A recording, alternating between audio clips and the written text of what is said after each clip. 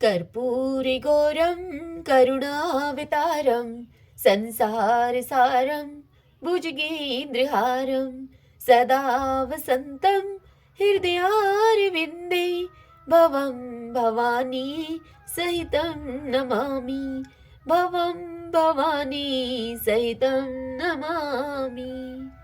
श्री शिवाय नमस्तुभ्यम। आप सभी भक्तों का आपके अपने YouTube चैनल श्री कृष्ण दीवानी में हार्दिक स्वागत है। फागुन मास महात्म्य के अध्याय 4 की कथा में हम आज सुनेंगे अमृत की उत्पत्ति, भगवान का मोहिनी रूप द्वारा देवताओं को अमृत पिलाना, राजा नहुष का स्वर्ग से पतन, ब्रह्म हत्या से इंद्र की मुक्ति तथा पुनः राज्य की प्राप्ति। सर्वप्रथम भगवान का स्मरण करते हुए सभी बोलिए ओम उमा महेश्वराभ्याम नमो नमः। श्री शिवाय नमस्तुभ्यम। महर्षि लोमश जी नैमिषारण्य में स्थित समस्त मुनियों से इस कथा का श्रवण कराते हुए आगे कहते हैं कि हे मुनियों, तदंतर लक्ष्मी जी के साथ परमानंद में भगवान श्री विष्णु को प्रणाम करके देवता और दैत्य पुनः अमृत के लिए समुद्र मंथन करने लगे। उस समय समुद्र से महायशस्वी धन्वंतरी जी प्रकट हुए। उनकी तरुण अवस्था थी और वे द्वितीय शंकर की भांति मृत्यु पर विजय पा चुके थे। उन्होंने अपने दोनों हाथों में अमृत से भरा हुआ एक कलश ले रखा था। देवता जब तक उनके मनोहर स्वरूप का दर्शन करने में लगे हुए थे, तब तक वृषपर्वा नामक एक दैत्य ने बलपूर्वक उनके हाथ से कलश को छीन लिया। इस प्रकार उस सुधापूर्ण कलश को लेकर अमृतपान के लिए उत्सुक हुए दैत्यगण अब पाताल लोक में चले गए। जब पीछे पीछे देवता भी उनके वहां गए, तब राजा बलि ने उन देवताओं से कहा कि हे देवताओं, तुम सब लोग तो रत्नमय सामग्रियां पाकर कृतार्थ हो चुके हो। हमने तो केवल इस अमृत को ही पाकर संतोष धारण किया है। अब तुम लोग प्रसन्नतापूर्वक शीघ्र ही यहाँ से स्वर्गलोक को चले जाओ।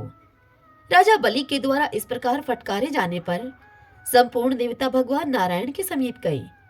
भगवान नारायण ने देखा कि देवताओं का मनोरथ अब भंग हो चुका है। तब उन्होंने अपनी वाणी से आश्वासन देते हुए देवताओं से कहा, देवताओं, तुम डरो मत। मैं योग माया के प्रभाव से दानवों को मोहित करके शीघ्र ही तुम्हारे लिए अमृत ले आऊंगा। इस प्रकार देवताओं से यो कहकर अनाथों को शरण देने वाले भगवान विष्णु ने सभी देवताओं को वहीं पर ठहराकर मोहिनी रूप धारण कर लिया। इधर दैत्य आपस में ही रोषपूर्ण बातें कर रहे थे। उनमें अमृत के लिए परस्पर विवाद छिड़ गया था। इसी समय मोहिनी देवी वहां पर आई। संपूर्ण प्राणियों के मन को मोह लेने वाली उस युवती को देखकर दैत्य लोग अब आश्चर्यचकित हो उठे और प्यासी आंखों से उसकी ओर देखने लगे। राजा बलि ने उससे कहा, हे महाभागे, मेरी एक बात मानो। हम सब लोगों के विवाद की शीघ्र ही शांति हो जाए, इसके लिए तुम ही इस अमृत का विभाजन कर दो। तब श्री मोहिनी बोली, विद्वान पुरुष को स्त्रियों का विश्वास नहीं करना चाहिए। झूठ, साहस, माया, मूर्खता, अत्यंत लोभ, अपवित्रता और निर्दयता ये स्त्रियों के स्वाभाविक दोष हैं। उसमें स्नेहहीनता और धूर्तता भी होती है। इस बात को यथार्थ जानना चाहिए। जैसे पक्षियों में कौवा और शिकारी जीवों में सियार धूर्त है, वैसे ही मनुष्यों में स्त्री सदा ही धूर्त होती है। यह बात बुद्धिमान पुरुषों को भली भांति समझ लेनी चाहिए। मेरे साथ आप लोग मित्र भाव कैसे प्रकट कर रहे हैं? यहाँ यह बात सर्वथा अज्ञात है कि आप कौन हैं और मैं कौन हूँ। आप सभी लोग कर्तव्य और अकर्तव्य के ज्ञान में निपुण हैं, अतः आपको भली भांति सोच विचार कर ही पराई बुद्धि से अपने हित साधन का प्रयास करना चाहिए। यह सुनकर राजा बलि ने कहा कि देवी, तुम यथोचित विभाग करके आज हम सबको अमृत बांट दो। तुम जिसे जितना दोगी उतना ही हम ग्रहण कर लेंगे। यह बात तुमसे सत्य सत्य कह रहे हैं हम। राजा बलि के इस प्रकार यो कहने पर सर्वमंगला महादेवी मोहिनी दैत्यों को लौकिकी गति का दर्शन कराती हुई सी बोली, हे श्रेष्ठ असुरगण, आप लोग किसी अनिर्वचनीय दैव की सहायता से अपने कार्य में सफल हुए हैं, इसलिए अमृत का अधिवासन करें। आप इसे घर के भीतर सुरक्षित रूप से रख दें। आज वर्ती रहकर कल सवेरे अमृत का पान करें। बुद्धिमान पुरुष को उचित है कि वह अपने न्यायपूर्वक उपार्जित धन का 10वां भाग ईश्वर की प्रसन्नता के लिए किसी सत्कर्म में लगाए। दैत्यगण योगमाया से मोहित हो चुके थे। वे अधिक समझदार भी नहीं थे, इसलिए मोहिनी देवी ने जो कुछ उनसे कहा उसे ठीक मानकर उन्होंने सब वैसा ही किया। रात को सभी ने बड़ी प्रसन्नता के साथ जागरण किया और उषा काल आते ही प्रातः स्नान किया। समस्त आवश्यक कर्तव्य पूरा करके बलि आदि असुर अमृत पान करने के लिए आए और फिर कर्म के अनुसार पंगत लगाकर बैठ गए। बलि, वर्षपर्वा, नमूची, शंख, बुध, सुंदराष्ट्र, संहाल्द, कालनेमी, विभीषण, वतापी, इलवल, कुंभ, निकुंभ, परघस, सुंद, उपसुंद, निशुंभ, शुंभ तथा अन्य देवता, दानव एवं राक्षस कर्मशः पंक्ति लगाकर बैठ गए। उस समय मोहिनी देवी हाथ में सुधा कलश लिए हुए अपनी उत्तम कांति से बड़ी शोभा पा रही थी। इसी समय संपूर्ण देवता भी हाथों में भोजन का पात्र लिए हुए असुरों के समीप आए। उन्हें देखकर मोहिनी देवी ने असुरों से कहा, इन्हें आप लोग अपने अतिथि समझें। ये धर्म को ही सर्वस्व मानकर उनका साधन करने वाले हैं। इनके लिए यथाशक्ति दान देना चाहिए। जो लोग अपनी शक्ति के अनुसार दूसरों का उपकार करते हैं, उन्हें ही धन्य मानना चाहिए। वे ही संपूर्ण जगत के रक्षक तथा परम पवित्र हैं। जो केवल अपना ही पेट भरने के लिए उद्योग करते हैं, वे कलेश के भागी होते हैं। मोहिनी देवी के यो कहने पर असुरों ने इंद्र आदि देवताओं को भी अमृत पीने के लिए बुलाया। तब सभी देवता सुधापान करने के लिए वहां बैठे। उनके बैठ जाने पर संपूर्ण धर्मों को जानने वाली तथा देवताओं का स्वार्थ सिद्ध करने वाली मोहिनी देवी ने यह एक उत्तम बात कही। मोहिनी देवी बोली, वैद्य की श्रुति कहती है कि सबसे पहले अतिथियों का सत्कार होना चाहिए। अब आप लोग ही बताएं, महाभाग राजा बलि आदि स्वयं कहें कि मैं पहले किनको अमृत परोसूं? बलि ने तब उत्तर दिया कि देवी, तुम्हारी जैसी रुचि हो तुम वैसे ही करो।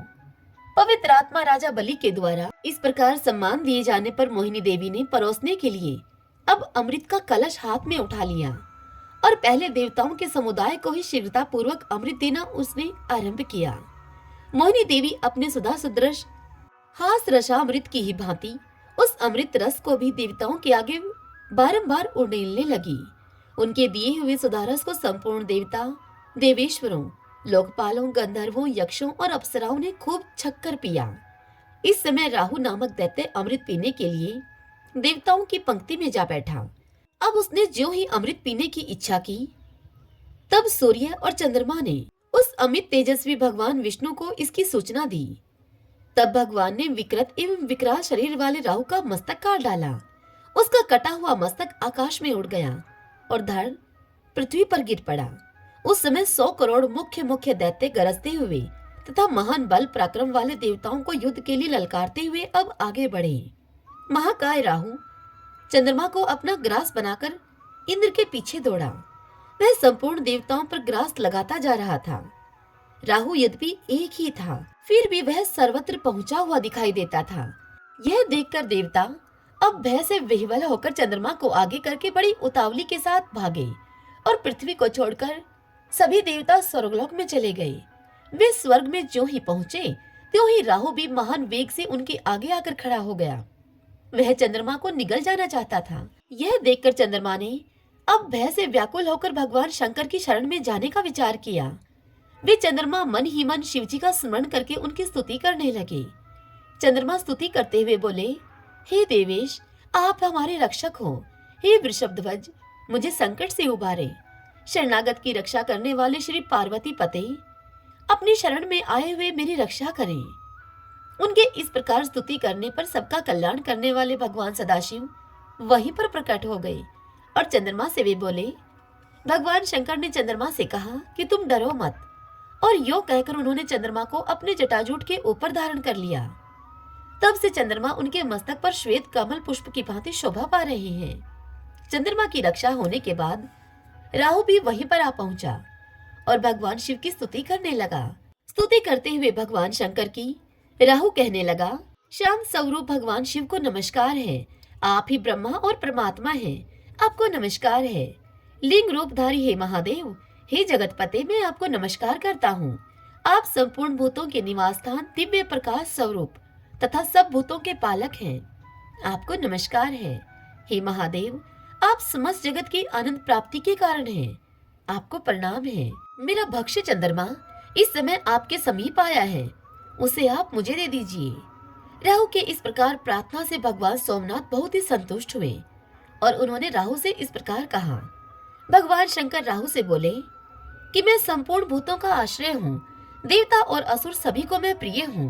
भगवान शिव के यूं कहने पर राहु भी उन्हें प्रणाम करके उनके मस्तक में स्थित हो गया। तब चंद्रमा ने भय के मारे अमृत का स्त्राव किया। उस अमृत के संपर्क से राहु के अनेक सिर हो गए। भगवान शंकर ने उन सभी को देखा। देव कार्य की सिद्धि के लिए उन्होंने राहु के मुंडों की माला बना ली। जो मनुष्य भगवान शिव के ऊपर सुशोभित दूसरों के द्वारा चढ़ाई हुई पूजा सामग्री को देखकर संतोष प्राप्त करता है, वह श्रेष्ठ लोकों में जाता है। जो कार्तिक मास की रात्रि में श्रद्धा पूर्वक शिव जी के समीप दीपमाला समर्पित करता है, उसके चढ़ाए हुए वे दीप शिवलिंग के सामने जितने समय तक जलते हैं, उतने हजार युगों तक वह दाता स्वर्गलोक में प्रतिष्ठित होता है। जिन्होंने भगवान शिव के मंदिर में कुसुम्भ के तेल से युक्त दीपक अर्पित किए हैं, वे अपने ऊपर और नीचे की 10-10 पीढ़ियों के साथ शिवलोक में निवास करते हैं। दीपदान के फल से वे ज्ञानी होते हैं। जो शिव भक्त कपूर, अगर और धूप से भगवान सदाशिव की पूजा करते हैं और प्रतिदिन कपूर की आरती उतारते हैं, वे सायुज्य मुक्ति को प्राप्त करते हैं। जो दान के समय, तपस्या में, तीर्थ में और पर्व काल में आलस्य को छोड़कर रुद्राक्ष धारण पूर्वक शिव जी की पूजा करते हैं, उनका पुण्य अक्षय होता है। हे द्विजवरों, भगवान शिव ने जिन रुद्राक्षों का वर्णन किया है, उसे आप लोग ध्यान पूर्वक सुने। रुद्राक्ष एक मुख से लेकर 16 मुख तक के होते हैं। उनमें से पंचमुख तथा एक मुख, ये 2 प्रकार के रुद्राक्ष मनुष्यों के द्वारा धारण करने के योग्य एवं श्रेष्ठ समझने चाहिए। जो प्रतिदिन एक मुख रुद्राक्ष धारण करते हैं, उन मनुष्यों को जीवन मुक्त जानना चाहिए। जो प्रतिदिन पंचमुख रुद्राक्ष को धारण करता है, वह रुद्रलोक में जाता है और उन्हीं के साथ आनंद का भागी होता है। जप, तप, क्रिया, योग, स्नान और देव पूजा आदि जो भी शुभ कर्म किया जाता है, वह रुद्राक्ष धारण से अनंत फल देने वाला हो जाता है। जो मंत्र पूत विभूति से अपने ललाट में त्रिपुर्ण धारण करते हैं, वे रुद्रलोक में रुद्र होंगे। कपिला गाय के गोबर को भूमि पर गिरने से पहले ही हाथ पर ले लें और उस गोबर को सुखाकर विभूति के लिए संग्रह करें। विभूति सब पापों का नाश करने वाली बताई गई है। पहले ललाट में प्रतन पूर्वक अंगूठे से एक रेखा बनानी चाहिए, फिर मध्यमा अंगुली को छोड़कर अनामिका और तर्जनी, इन 2 उंगलियों से 2 रेखाएं खींचें। इस प्रकार जिसके ललाट में 3 सफल रेखाएं देखी जाती हैं, उस शिव भक्त को साक्षात शिव के ही समान जानना चाहिए। वह दर्शन मात्र से समस्त पापों का नाश करने वाला है। नमः शिवाय, ओम नमः शिवाय, हरे हरे बोले नमः शिवाय। नमः शिवाय, ओम नमः शिवाय, हरे हरे बोले नमः शिवाय। तदंतर उस देवासुर संग्राम में इंद्र ने भी दैत्यों का बड़ा भयंकर संहार किया। उनका वह कृत्य बड़ा अद्भुत था। उस समय अर्थशास्त्र का आश्रय लेकर सचिपति इंद्र दुर्जय दैत्यों के लिए काल रूप हो रहे थे। जब इस प्रकार असुर मारे जा रहे थे, उस समय इंद्र को रोकने के लिए भगवान नारद जी वहां पर पधारे और वह नारद जी इस प्रकार यूं बोले, असुरों के मंडल में जो वीर योद्धा मारे गए हैं, उनके बाद अब तुम भयभीत सैनिकों की हत्या क्यों कर रहे हो? जो भयभीत होकर शरण में आ जाते हैं, ऐसे सैनिकों की जो लोग विजय मद से उन्मत्त होकर हत्या करते हैं, उन्हें महापातकी और ब्रह्म हत्यारा समझना चाहिए। इसीलिए तुम्हें मन से भी किसी भयभीत प्राणी की हिंसा नहीं करनी चाहिए। महात्मा नारद जी के इस प्रकार यों कहने पर इंद्र देवसेना के सहित तत्काल ही स्वर्ग में चले आए। उस समय सब देवता परस्पर अधिक हर्ष प्रकट करने लगे। यक्ष, गंधर्व और किन्नरगण भी बड़े आनंदित हुए। श्रेष्ठ देव ऋषियों और ब्रह्म ऋषियों ने अमरावती के सिंहासन पर सची के सहित इंद्र का अभिषेक किया। इंद्र भगवान शंकर के प्रसाद से विजयी हुए थे। उस समय देवलोक में बड़ा भारी उत्सव मनाया गया। शंख, पटह, मृदंग, ढोल, आनक, भेरी और दुदुम्बी आदि बाजे बजने लगे। देवताओं के द्वारा मारे गए दैत्य अब पृथ्वी पर पड़े थे। महात्मा राजा बलि आदि भी प्राण त्याग चुके थे। उस समय भृगुवंशी शुक्राचार्य जी तपस्या करने के लिए अपने शिष्यों के साथ मानसोतर पर्वत पर गए थे, इसीलिए वे युद्ध में उपस्थित न हो सके थे। उस युद्ध में जो दैत्य जीवित बच गए थे, ये दैत्य अब शुक्राचार्य जी के पास चले गए। उन्होंने वह सारा वृत्तांत जो असुरों के संहार का कारण हुआ था विस्तार पूर्वक शुक्राचार्य गुरु को कह सुनाया। वह सारा समाचार सुनकर भृगुनंदन शुक्राचार्य को खेद और बड़ा ही क्रोध भी हुआ। वे शिष्यों के साथ युद्ध स्थल में आए और अपनी मृत संजीवनी विद्या के प्रभाव से उन्होंने मरे हुए असुरों को भी जीवित कर दिया। शुक्राचार्य की प्रेरणा से बलि आदि सब दैत्य पाताल में लौट आए और वहां सुख पूर्वक रहने लगे। इतनी कथा सुनकर ऋषियों ने लोमहर्षण जी से पूछा, हे लोमश जी, देवराज इंद्र ने गुरु के बिना ही कैसे राज्य प्राप्त किया? क्योंकि गुरु की अवहेलना से ही उन्हें अपना राज्य छोड़कर जाना पड़ा था। किसकी प्रेरणा से इंद्र चिरकाल तक राज सिंहासन पर बैठे रहे? ये सब बातें आप शीघ्र ही हमें बतावें। हमें यह सुनने के लिए बड़ी उत्कंठा है। यह सुनकर लोमश जी बोले, गुरु बृहस्पति के बिना भी सचिपति देवराज इंद्र ने कुछ काल तक राज्य शासन किया। उस समय विश्वरूप जी इंद्र के पुरोहित हुए थे। विश्वरूप के 3 मस्तक थे। वे विश्वरूप यज्ञ और पूजन में उचित भाग देकर देवताओं, असुरों और मनुष्यों को भी तृप्त करते थे। यह बात सचिपति इंद्र से छिपी न रह सकी। पुरोहित विश्वरूप जी देवताओं का भाग उच्च स्वर से बोलकर देते थे। दैत्यों को चुपचाप बिना बोले ही वह भाग दे दिया करते थे और मनुष्यों को मध्यम स्वर से मंत्र पढ़कर भाग समर्पित करते थे। यह उनका प्रतिदिन का कार्य था।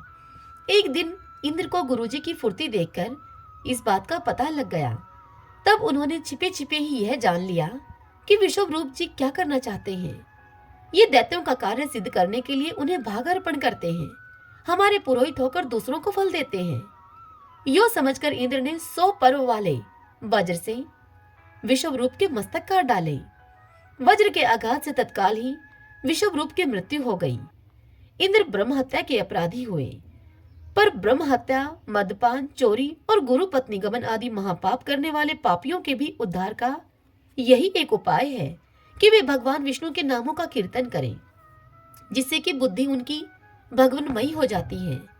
तदंतर धुएं के समान रंग वाली और 3 मस्तकों वाली ब्रह्म हत्या इंद्र को निगल जाने के लिए उनके पास आ गई। उसे देखकर इंद्र को बड़ा ही भय हुआ, इसलिए वे इंद्र वहां से भाग गए। उन्हें भागते हुए देखकर भयदायिनी ब्रह्म हत्या भी उनका पीछा करने लगी। जब वे इंद्र भागते तब वह ब्रह्म हत्या भी उनके पीछे पीछे दौड़ती और उनके खड़े होने पर वह ब्रह्म हत्या भी खड़ी हो जाती। अपने शरीर की परछाई के समान वह इंद्र के पीछे लगी रहती। जाते जाते सहसा वह इंद्र को लपेट लेने के लिए उनके ऊपर झपटी। इतने में ही इंद्र बड़ी फुर्ती के साथ पानी में कूद पड़े और वहीं गोता लगा गए, मानो कि वे चिरकाल से जल में ही निवास करने वाले कोई जलचर जीव हों। इस प्रकार उस जल में बड़े दुख से निवास करते हुए इंद्र के 300 दिव्य वर्ष पूरे हो गए। उस समय स्वर्गलोक में भयंकर अराजकता छा गई। देवता और तपस्वी ऋषि भी चिंतित हो उठे। अब तीनों लोक विपत्ति ग्रस्त हो गए।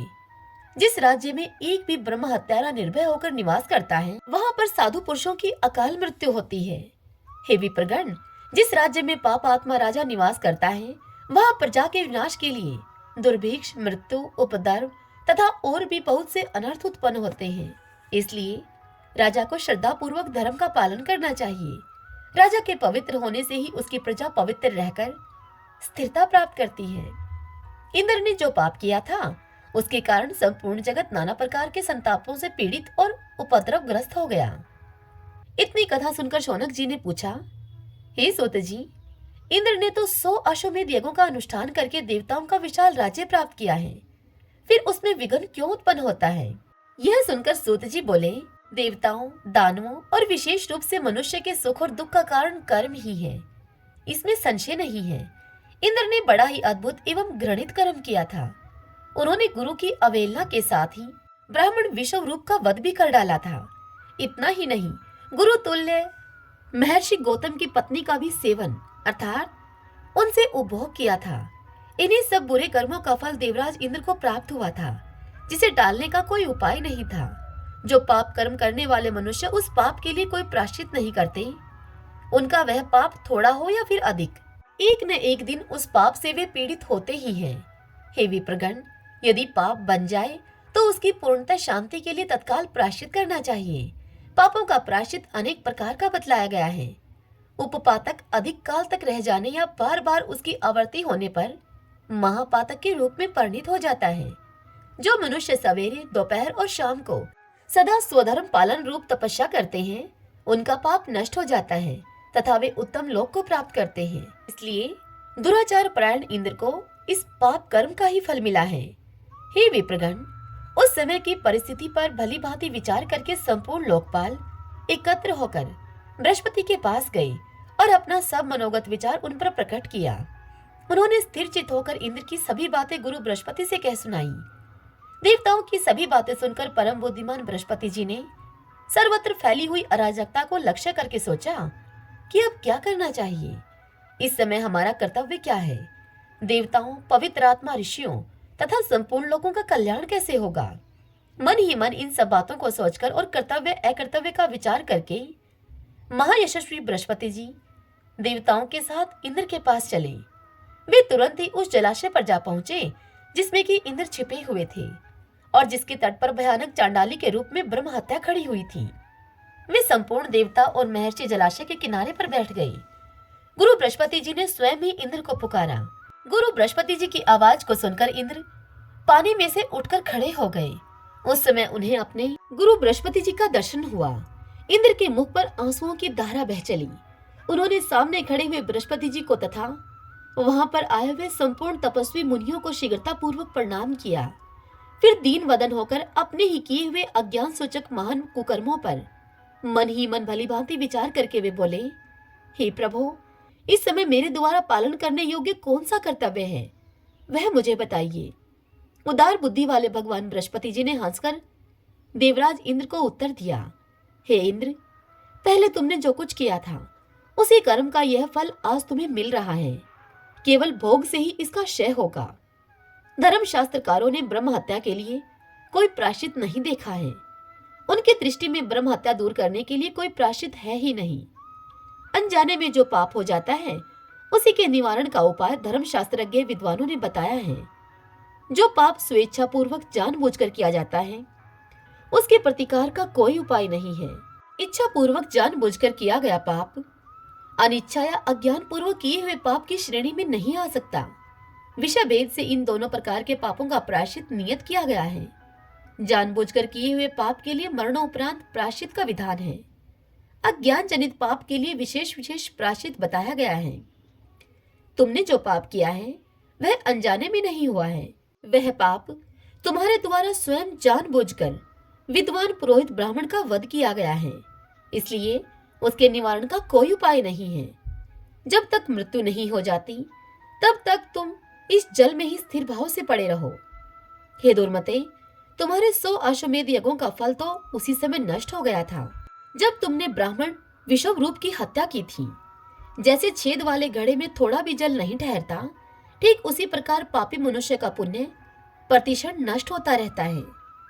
बृहस्पति जी का यह वचन सुनकर इंद्र ने उनसे कहा, हे गुरुदेव, इसमें संदेह नहीं कि मेरे कुकर्म से ही मुझे ऐसी दशा प्राप्त हुई है। अब आप इन देव ऋषियों के साथ शीघ्र ही अमरावती पुरी को पधारें और देवताओं तथा संपूर्ण लोगों का कार्य सिद्ध करने के लिए आपके मन में जो अच्छे प्रतीत हों उन्हें आप इंद्र बना लें। मैं तो इस ब्रह्म हत्या से आवृत होने के कारण अब मरे हुए के ही समान हूँ। इंद्र के इस प्रकार यूं कहे जाने पर बृहस्पति को आगे करके संपूर्ण देवता तुरंत ही अमरावती पुरी को लौट आए और इंद्र का जो विचार था वह सब सची के सामने उन्होंने यथार्थ रूप से कह सुनाया। सब देवता बारंबार विचार करने लगे कि अब इस राज्य का संचालन करने के लिए हमें क्या करना चाहिए।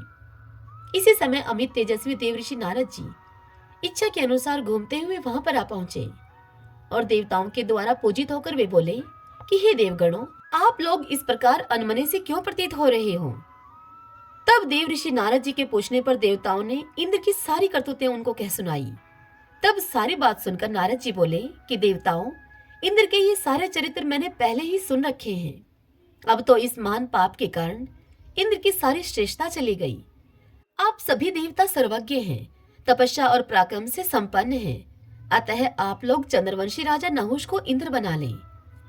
इस राज्य पर उन्हें शीघ्र ही बिठा लेना चाहिए।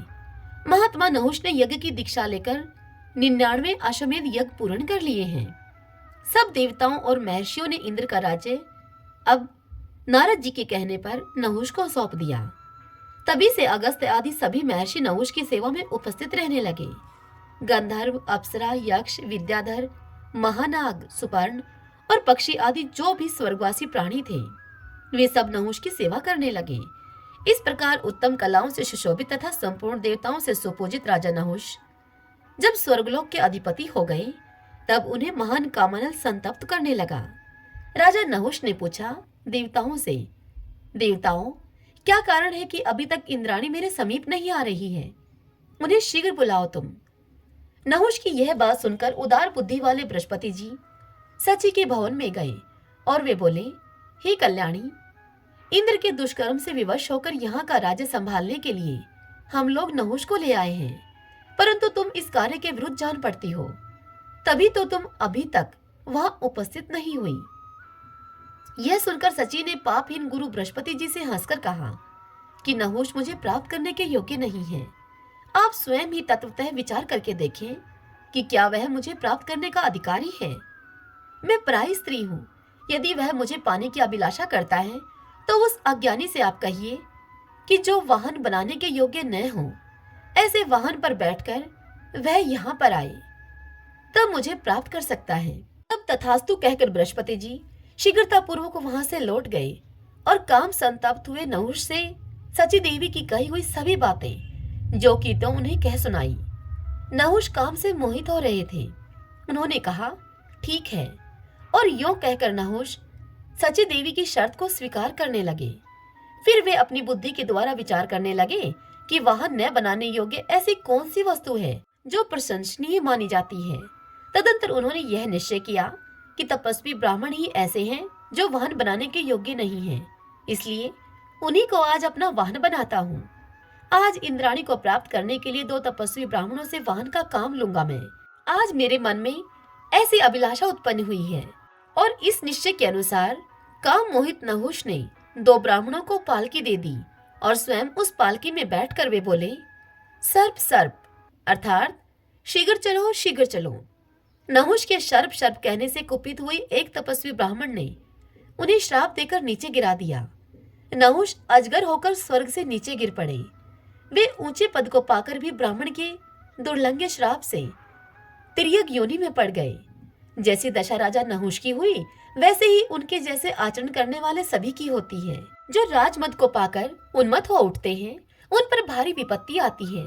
जो राजमद से अंधे, दुराचारी, कामी और विषयों में रचे पचे रहने वाले हैं वे ब्राह्मणों का अपमान करके अपवित्र नरक में पड़ते हैं। इसलिए बुद्धिमान पुरुष को उचित है कि वह इहलोक और परलोक में सुख पाने की इच्छा होने पर वह सर्वथा प्रयत्न करके उत्तम पद को पाकर कभी प्रमाद में न पड़े, सदा अपने कर्तव्य के प्रति सावधान रहे। वैसा अनुचित कर्म करने के कारण ही राजा नहुष महाभयानक जंगल में सर्प हुए।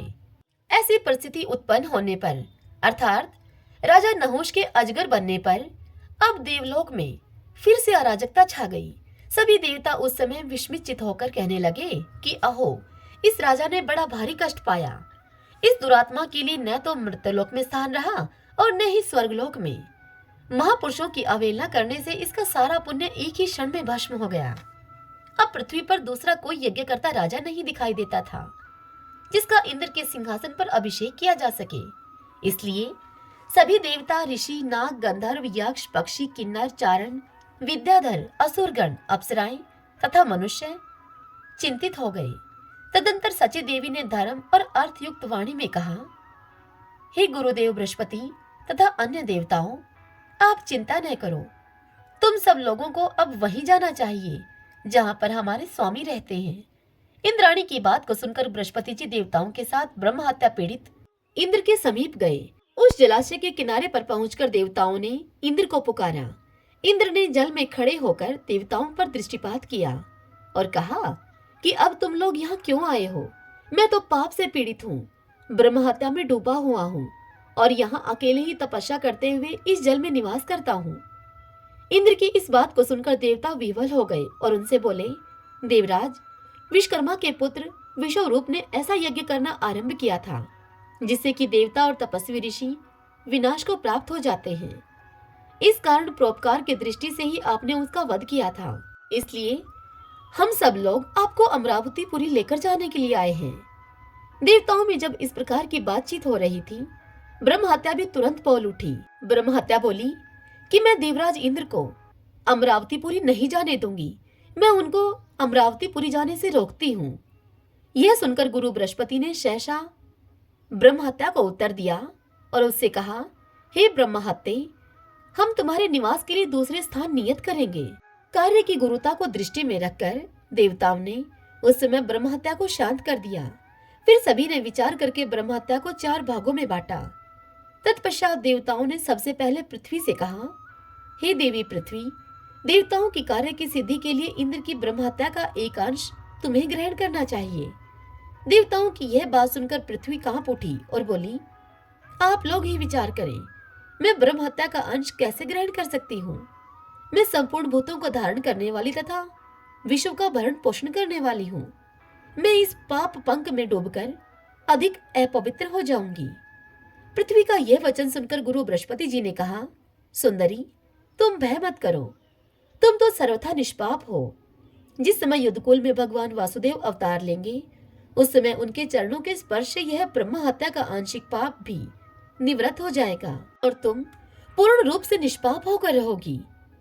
गुरु बृहस्पति के यूं कहने पर पृथ्वी ने उनकी आज्ञा का पालन किया और इसके बाद सब देवताओं ने वृक्षों को बुलाकर कहा, आप लोग देव कार्य की सिद्धि के लिए ब्रह्म हत्या का एक अंश ग्रहण करें। तब वृक्षों ने वहां पर पधारे हुए संपूर्ण देवताओं से कहा। वृक्ष बोले देवताओं से कि यदि हम सब लोग ब्रह्म हत्या के पाप से लिप्त हो जाएंगे तो संपूर्ण महात्मा भी ब्रह्म हत्या युक्त होकर पापी हो जाएंगे। यह सुनकर गुरु बृहस्पति जी ने वृक्षों से कहा कि तुम लोग चिंता न करो, इंद्र के प्रसाद से तुम लोग काटे जाने पर भी अनेक अंशों में विभक्त होकर शाखा और डालियों से संपन्न हो जाओगे और इस प्रकार सदा ही तुम शुद्ध बने रहोगे। गुरु बृहस्पति के इस प्रकार आश्वासन देने पर सब वृक्षों ने उस आंशिक ब्रह्म हत्या को आपस में बांट लिया। तदंतर देवताओं ने जलों को बुलाकर कहा, तुम लोग भी देव कार्य की सिद्धि के लिए इस समय ब्रह्म हत्या का एक अंश स्वीकार करो। अब सब जल एकत्र होकर बृहस्पति जी से बोले। जल कहने लगे बृहस्पति जी से, जो कोई भी पाप या दुष्कर्म है वे हमारे संपर्क और संबंध से दूर होते हैं। हमारे द्वारा स्नान, शौच एवं हमारा पान आदि करने से संपूर्ण पापाक्रांत प्राणी पवित्र हो जाते हैं। ब्रह्म हत्या से अभिभूत होने पर हमारी यह शक्ति नष्ट हो जाएगी। समस्त जलों की यह बात सुनकर गुरु बृहस्पति ने उनको उत्तर दिया कि तुम दुष्तर पाप से भय न करो। मैं तुम्हें वरदान देता हूँ कि चराचर जगत में निवास करने वाले संपूर्ण प्राणियों को जल पवित्र करे। और उनके यों कहने पर जल ने ब्रह्म हत्या का तीसरा अंश ग्रहण कर लिया। इसके बाद बृहस्पति जी ने स्त्रियों को बुलाकर कहा, गुरु बृहस्पति जी स्त्रियों से बोले कि तुम लोग भी इस समय सब कार्यों की सिद्धि के लिए ब्रह्म हत्या का शेष अंश ग्रहण करो। देव गुरु बृहस्पति का यह वचन सुनकर सभी स्त्रियां उनसे कहने लगी कि भगवान, संपूर्ण स्त्रियां धर्म, अर्थ और काम की सिद्धि के लिए उत्पन्न हुई हैं। यदि नारी पापाचार करे तो उस पाप से अनेक पक्ष अर्थात पिता, नाना और पति के कुल लिप्त होते हैं। ऐसी वेदों की आज्ञा है। क्या आपने ऐसी कोई बात नहीं सुनी है? फिर स्वयं विचार कर लें, हमारा क्या कर्तव्य है। उन स्त्रियों के यों कहने पर बृहस्पति जी ने उनको वरदान दिया और उनसे कहा कि देवियों, तुम सब इस पाप से भय न करो। तुम्हारे द्वारा स्वीकृत ब्रह्म हत्या का यह अंश भावी पीढ़ियों के लिए तथा दूसरों के लिए भी शुभ फल देने वाला होगा। तुम सबको इच्छा के अनुसार काम सुख प्राप्त होगा। इस प्रकार देवताओं ने ब्रह्म हत्या के 4 भाग किए और वे अंश तत्काल ही पूर्वोक्त समुदायों में स्थित हो गए। उस समय इंद्र का पाप सर्वथा नष्ट हो गया। अतः देवताओं और ऋषियों ने देवपुरी में सची के सहित इंद्र का पुनः अभिषेक किया। महात्मा इंद्र संपूर्ण देवताओं, महानुभावों, मुनीश्वरों तथा सिद्ध गणों के साथ पुनः लोकपाल पद पर प्रतिष्ठित हो गए। उस समय इंद्रलोक के संपूर्ण निवासियों के मन में महान उत्साह और अपार आनंद छा गया। श्री शिवाय नमस्तुभ्यम। आज की यह कथा यहीं पर पूर्ण हुई। इससे आगे की कथा कल हम अगले अध्याय में सुनेंगे। आज की यह कथा यदि आपको पसंद आई हो तो वीडियो को लाइक करें और कमेंट बॉक्स में हर हर महादेव लिखिएगा। हरे कृष्णा।